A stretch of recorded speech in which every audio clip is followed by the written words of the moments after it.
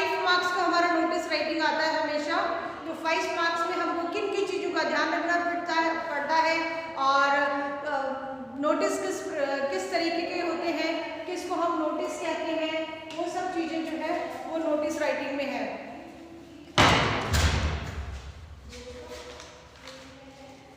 चलिए सबसे पहले फर्स्ट ऑफ ऑल क्वेश्चन यहाँ पे दिया हुआ है कि what is notice writing. Notice writing क्या है? Notice writing, notice is a written और प्रिंटेड अनाउंसमेंट। यदि हमसे पूछा जाए नोटिस राइटिंग क्या है, तो notice is a printed announcement, written announcement. एक नोटिस जो है प्रिंटेड और रिटन अनाउंसमेंट है जो पर्टिकुलरली ग्रुप ऑफ पीपल्स के लिए होती है और कुछ मैसेज कन्वे करती है, ये चीज होती है नोटिस राइटिंग। नोटिस राइटिंग क्या है? नोटिस राइटिंग एक रिटन अनाउंसमेंट है। नोटिस राइटिंग एक रिटन अनाउंसमेंट है जिसको पब्लिकली या ग्रुप ऑफ पीपल्स के लिए स्पेशली अनाउंस किया जाता है। It's a written document, it's a written document and a notice is a written और printed announcement. Always it is written in order to inform the people, always in order to inform the people कि किस तरह से कौन सी चीज़ जो है conduct होने वाली है, किस तरह से कोई सेरेमनी कंडक्ट हो रही है, कोई कैंप कंडक्ट हो रहा है, कुछ आपने खो दिया है तो उसके लिए भी एक नोटिस, पब्लिकली एक नोटिस होगा, कुछ आपको रोड पे मिला है, और ये चीज़ें हैं। जैसा कि हमने लेसन नंबर 1 जो हमारी फ्लैमिंगो बुक है उसमें लेसन नंबर 1 में पढ़ा था कि किस तरह से कि एम हैमल जो फ्रेंच टीचर थे उनको अब जर्मन जो है फ्रेंच में अब जर्मन पढ़ानी पड़ रही थी, तो नोटिस जो बुलेटिन बोर्ड है, नोटिस बोर्ड है, उसमें ऑलरेडी जो है एक मैसेज पेस्ट हुआ कि ऑल्सेक एंड लॉरेंस जो है वो अब जर्मनी के अंडर है और वहाँ से अब सारी जो ऑल्सेक एंड लॉरेंस की जितनी भी एरियाज हैं वहाँ पे अब जर्मन पढ़ानी पड़ेगी। तो ये चीज़ हमने क्या देखा, that is the notice writing. अब नोटिस राइटिंग जो होती है उसको हम, नोटिस राइटिंग का फॉर्मेट क्या होता है, तो सबसे सेकंड थिंग जो हम डिस्कस करेंगे यहाँ पे फॉर्मेट करेंगे। अब नोटिस राइटिंग का फॉर्मेट, नोटिस राइटिंग के नंबर 1 फॉर्मेट में हम नंबर 1 जो चीज लिखेंगे वो लिखेंगे नोटिस राइटिंग में name of the issuing agency.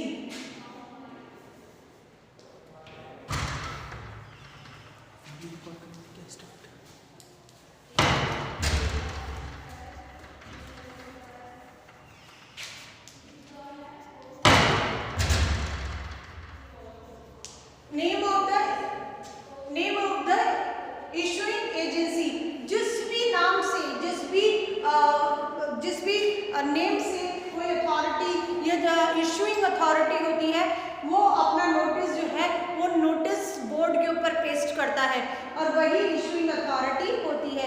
जो नोटिस भेज रहा है, सिंपल शब्दों में कहें तो जो नोटिस को सेंड कर रहा है वो हमारा इशूइंग अथॉरिटी होता है, एजेंसी होता है। सेकंड नंबर जो होता है वो हम लिखेंगे नोटिस। नोटिस वर्ड जो होता है उसको बोल्ड लेटर में शो करेंगे। नोटिस जो वर्ड है उसको बोल्ड लेटर में हम शो करेंगे जब हम नोटिस राइटिंग करेंगे। थर्ड जो चीज है वो हमारे लिए है डेट। हम डेट मेंशन करेंगे। ऑलवेज रिमेंबर डेट कहाँ मेंशन होती है, ये सब अभी हम डिस्कस करेंगे, लेकिन थर्ड पॉइंट हमारा क्या है कि हम डेट मेंशन करेंगे। फोर्थ पॉइंट क्या है? फोर्थ है हमारा टाइटल। फोर्थ है हमारा title, title of notice. Notice का जो हमारा टाइटल है एक्चुअली में वो हमारा टाइटल क्या है।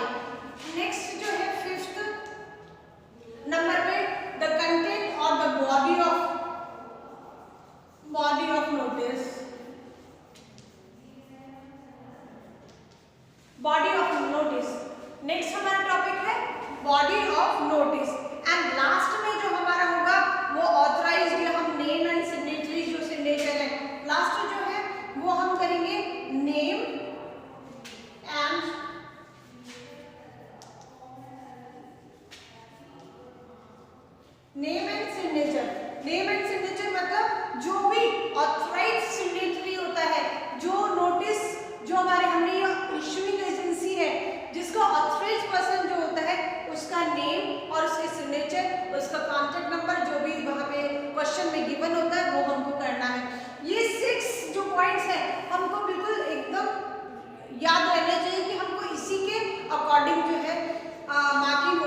5 मार्क्स का ये हमारे लिए आता है। इसमें 1, 2 और 3 यदि होता है तो 1 मार्क्स, 1, 2, 3, 4 मिलता है तो 1 मार्क्स है। इस name sign and name and issuing authority के लिए हमारे लिए है 1 मार्क्स। एंड बॉडी जो है द बॉडी और द कंटेंट जिसको बोलते हैं, सारा जो नोटिस के लिए लिखा जाता है वो सब इसमें नोटिस के इसमें कंटेंट में आएगा। अब इसकी जो इम्पोर्टेंट चीजें होती हैं, इम्पोर्टेंट बात जो होती है उसके बारे में हम सबसे पहले डिस्कस करना शुरू करते हैं। स्टूडेंट, जब भी हम नोटिस लिखते हैं तो ये तो हमारा फॉर्मेट है, लेकिन हमको कई चीजें जो है वो हमेशा याद रखनी पड़ती है कि जब ड्यूरिंग द नोटिस राइटिंग हमको क्या क्या याद रखनी पड़ती है वो हमारे लिए। नंबर वन हमको नोटिस हमेशा बॉक्स में लिखना है। कोई भी नोटिस लिखने से पहले हमको एक पेंसिल से अपनी कॉपी के ऊपर एक बॉक्स बना लेना चाहिए, क्योंकि अभी आप क्लास 11th स्टूडेंट हैं, आप पहली बार जो है नोटिस राइटिंग लिखना शुरू करेंगे, तो इसलिए आपको बता दिया जाता है कि अपनी कॉपी के ऊपर सबसे पहले कॉपी जिस पेज के ऊपर आप नोटिस राइटिंग ड्रॉ करने वाले हैं, नोटिस राइटिंग लिखने वाले हैं, सबसे पहले एक बॉक्स क्रिएट करेंगे पेंसिल से। उसके बाद सेकंड जो वेरी इंपॉर्टेंट थिंग है वो ये है, हमेशा नोटिस राइटिंग के लिए 50 वर्ड टारगेट वर्ड दिए जाते हैं। नोटिस राइटिंग के लिए 50 वर्ड टारगेट 50 वर्ड जो है वो टारगेट वर्ड दिए जाते हैं। तो don't try to cross the word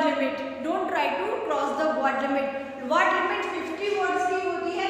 यदि हम उससे आगे बढ़ें, क्योंकि यदि हम इसको वर्ड्स को क्रॉस करते हैं, यदि हम वर्ड लिमिट को क्रॉस करते हैं तो ये हमारे लिए नेगेटिव मार्किंग क्रिएट कर सकती है।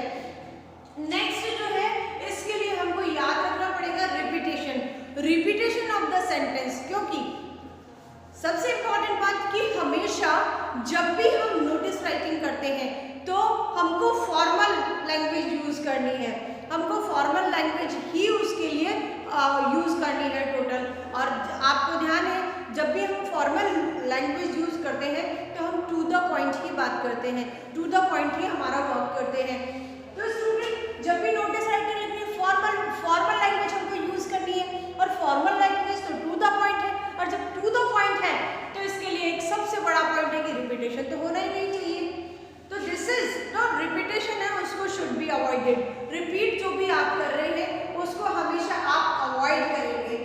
आपका जो नोटिस वर्ड है वो बोल्ड लेटर में या हाईलाइट करा हुआ होना चाहिए, बोल्ड लेटर्स या हाईलाइट करा हुआ होना चाहिए, बोथ आर करेक्ट।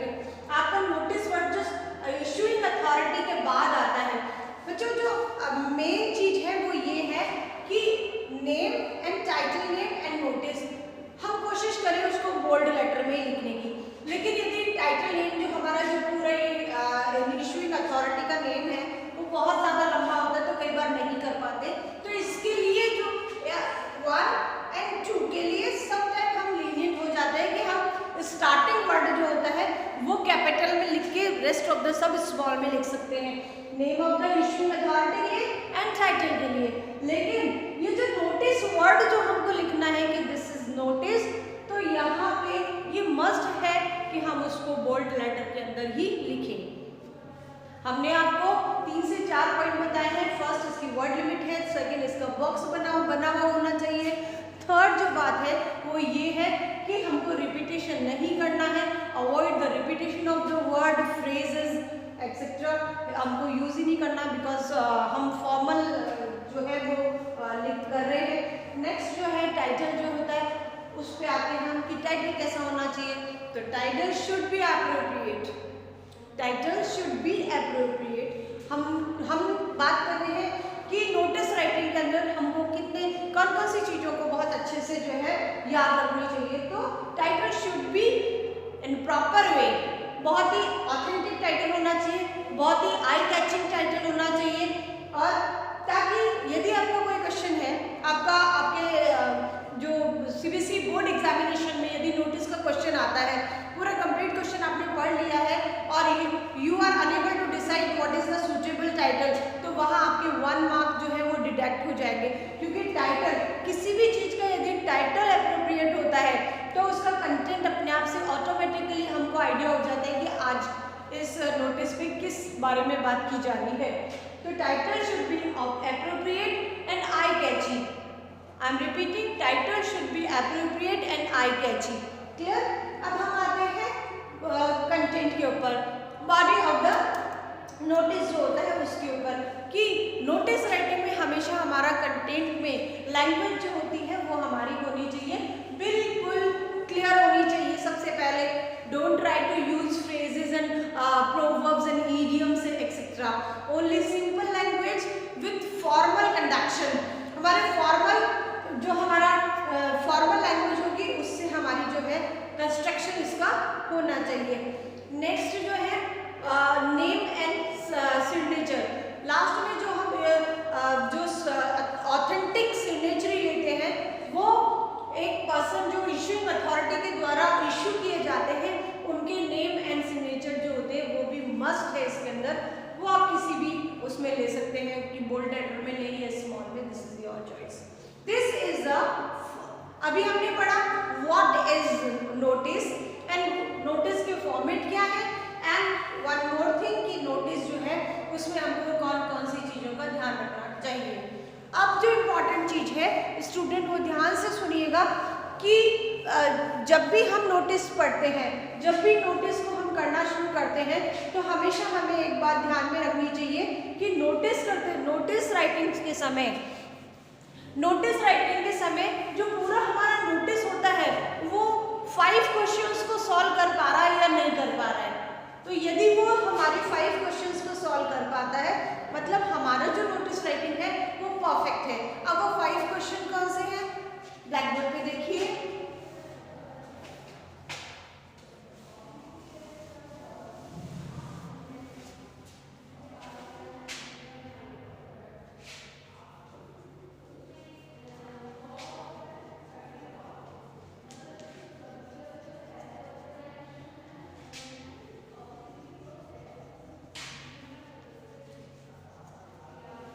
हो गए 5 क्वेश्चन बच्चों। देखिए व्हाट, व्हाई, व्हेन और यहां से शुरू कर देते हैं हम।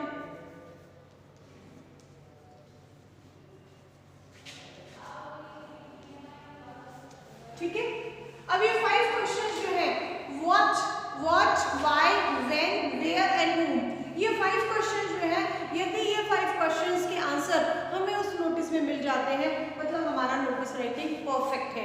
अब इसमें कोई चेंज नहीं है। देखिए व्हाट, अब व्हाट जो है वो आपको ये बताना है कि क्या है, तो आपको बोल्ड लेटर में आपने नोटिस लिखना ही है, ये हमने आपको डिस्कस कर लिया था।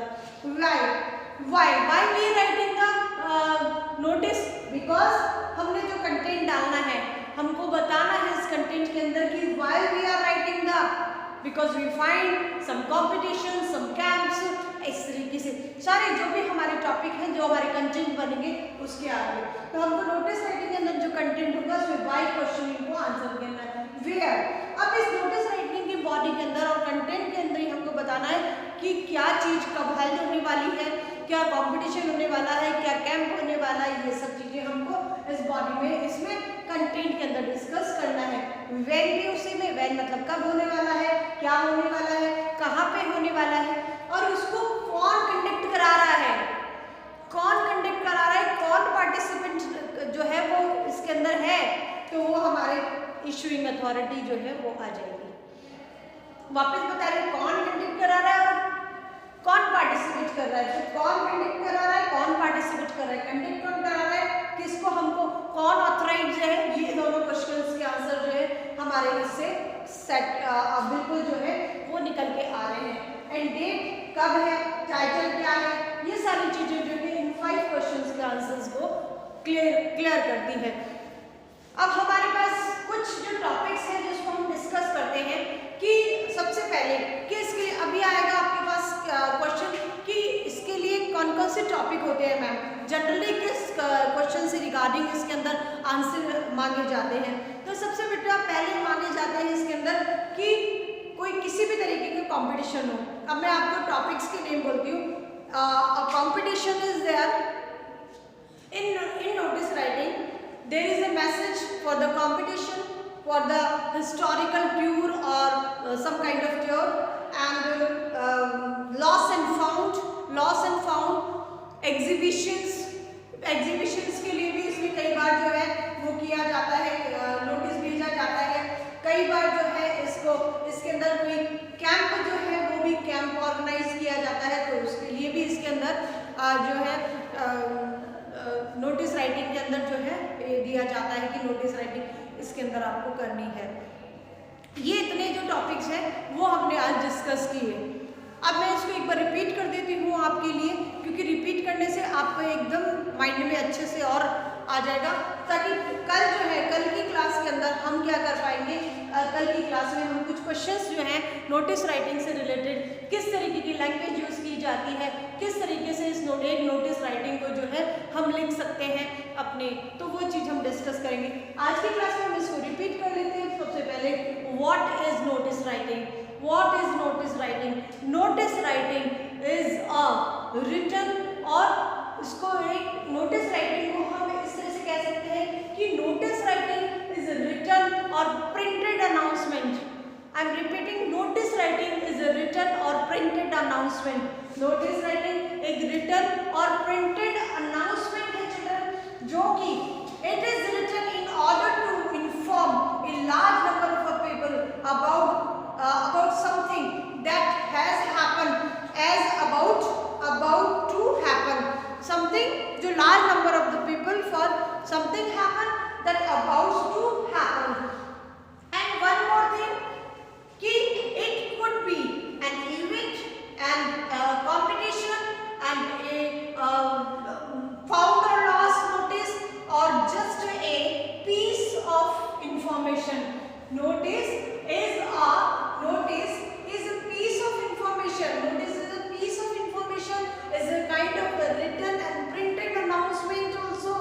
And notice जो है, अब remembering things जो इसकी है वो आपको first draw in a box, second avoid the repetition, third title should be proper in a formal language, title should be proper formal language, and fourth one is that highlight the word notice. ये four चीजें जो हैं हमको याद रखनी चाहिए जब भी हम नोटिस राइटिंग जो है वो करते हैं। नोटिस राइटिंग का जो फॉर्मेट है वो क्या है देखते हैं। नोटिस राइटिंग का जो फॉर्मेट लिखने सकते हैं हम, तो फॉर्मेट हमें को याद करना है, और जब भी हम नोटिस राइटिंग करें, whenever we start notice writing, that format, this format जो है वो मस्ट है, और इस फॉर्मूले को इस फॉर्मेट को ही हमको फॉलो करना है। चलिए देखते हैं। फर्स्ट है नेम ऑफ द ऑथराइज्ड या issuing agency, authorised agency, name of the issuing agency, जो कि हेड है, जो कि नोटिस जो है उसको कंस्ट्रक्ट करवा रहा है। सेकंड, हमको नोटिस वर्ड जो है बोल्ड लेटर के अंदर देना है। थर्ड, हमको याद रखना है हमेशा कि हमारी कॉपी के पेज का लेफ्ट हैंड साइड, कॉपी के पेज का लेफ्ट हैंड साइड जो होता है उसके ऊपर लेफ्ट हैंड साइड, हमारा लेफ्ट हैंड की तरफ जो भी आएगा, सबसे पहले नोटिस के जस्ट बाद में हमको डेट जो है वो शो करनी है। ठीक है, कॉपी के लेफ्ट हैंड साइड में। नेक्स्ट टाइटल, जो टाइटल मैंने अभी आपको कहा, टाइटल जो है वो हमारा एप्रोप्रिएट होना चाहिए, कंप्लीटली अच्छा होना चाहिए, इम्प्रेसिव होना चाहिए, आई कैची होना चाहिए। नेक्स्ट आते हैं कंटेंट के ऊपर। कंटेंट में सभी चीज़ें जो है, यदि हम लैंग्वेज बनाना, कभी कभी हमको ऐसा लगता है कि हम लैंग्वेज नहीं बना पा रहे हैं, तो ऐसी स्थिति के अंदर हमको क्या करना चाहिए, हमें जितनी तरीके से शॉर्ट हो सकता है वो बनाना है। जैसे कि अभी एग्जांपल हम आपको देते हैं कि बॉडी ऑफ द नोटिस के अंदर आपको क्या करना चाहिए, यदि कोई कंपटीशन है, वो कंपटीशन है तो उसकी डेट होगी, उसका टाइमिंग होगा, उसके लिए कुछ प्लेस या वैल्यू भी डिसाइड होगा, तो उसमें हम उसका पूरा लैंग्वेज बना के ना लिख के टाइम, डेट और वैल्यू तीनों इस तरह से मेंशन कर सकते हैं, ताकि हमको जो है ज़्यादा जो है लैंग्वेज नहीं इसके अंदर कंस्ट्रक्ट करनी पड़ेगी। नेक्स्ट फाइनल जो है वो है name and signature. Name and signature के अंदर जो एजेंसी है, जो इशूइंग एजेंसी है, उसका जो ऑथराइज्ड पर्सन है उसकी नेम एंड सिग्नेचर जो है यहाँ पे आएगा। वन मोर थिंग, मान लीजिए कोई कल्चरल एक्टिविटी है किसी स्कूल के अंदर, तो कल्चरल जो हेड होंगे वही इसकी नेम एंड जो सिग्नेचर जो है उनके यहाँ पे आएंगे। मान लीजिए for example SD senior secondary school जो है वो इंटर स्कूल सिंगिंग कंपटीशन जो है वो कंडक्ट करा रहे हैं, तो हमारे लिए जो है इशूइंग अथॉरिटी एजेंसी कौन होगी? SD senior secondary.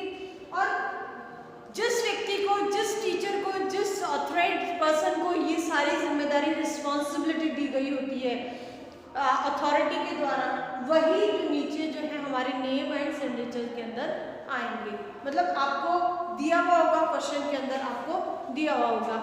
I hope कि आपको ये क्लास जो है अच्छे से, जो नोटिस राइटिंग की क्लास है वो अच्छे से समझ में आई होगी और आपने एंजॉय किया होगा अपनी क्लास को।